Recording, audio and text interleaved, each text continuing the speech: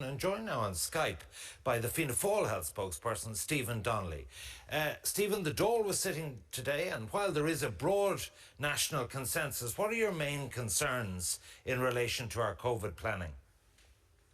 Well, certainly, Ivan, in terms of the nursing homes, I think you've covered it very well, and I think Pierce and your other guest have raised the issues well.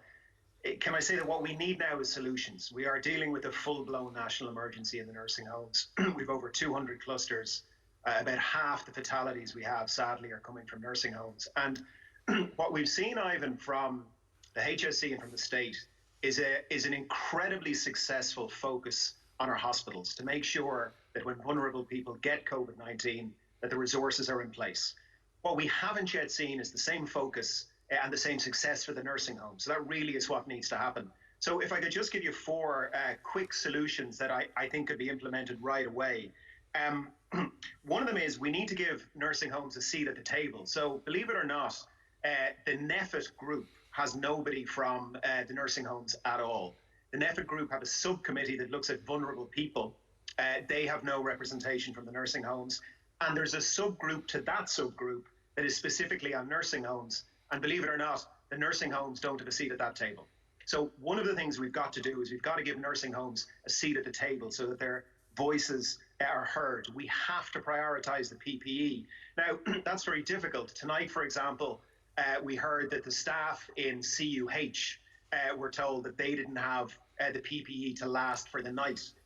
And staff have actually gone and sourced PPE. So PPE obviously is still a very serious issue.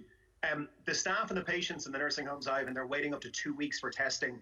And I'm told by some nursing homes that contact tracing has essentially stopped. So we really need to focus on that. The nursing homes were promised a deployment of staff, both from the HSE and from this group, this wonderful group of 70,000 volunteers. It's happening in very extreme situations, but it's not happening across the board. And critically, Ivan, the government quite rightly 2 weeks ago committed 72 million to the nursing homes. To date, believe it or not a single euro has been sent. The nursing homes haven't even had any communication from the state saying how it would happen. So there's four areas we can act on right away, because the nursing home staff themselves, they're doing an incredible job, but they are desperate and they do need support. The state, the HSE, have shown that they are capable of this when it comes to the acute sector. So we've really got to get that going with the nursing homes as well. Even uncosted, no way to finance it? Yeah, look, I think if what we had produced was a programme for government, then I think Pierce's criticisms would be fair.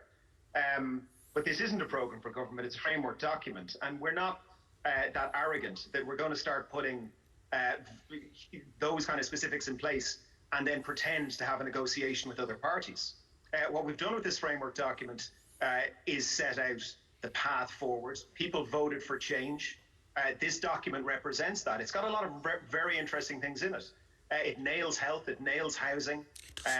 It wants to introduce a living wage, something I think is ambitious and brilliant and something we should be doing. It says, Pierce said there's no numbers in it. There's plenty of numbers in it. For example, it commits us to a carbon neutral country by 2050. I mean, that is exciting, very, very difficult to do. I think that we have to be realistic, Ivan, and a programme for government will be produced and it will have a lot of numbers and it will be costed. But the reality is you, me, Pierce, none of us know right now just how deep the cost of this COVID-19 recession is going to be. For example, in the UK, there was an economic analysis produced this morning that reckoned that the 2008-2009 crash cost the British economy about 4.5% of GDP, and that this crash could cost it 15% or more of GDP. All right. So look, we put a document together, Ivan.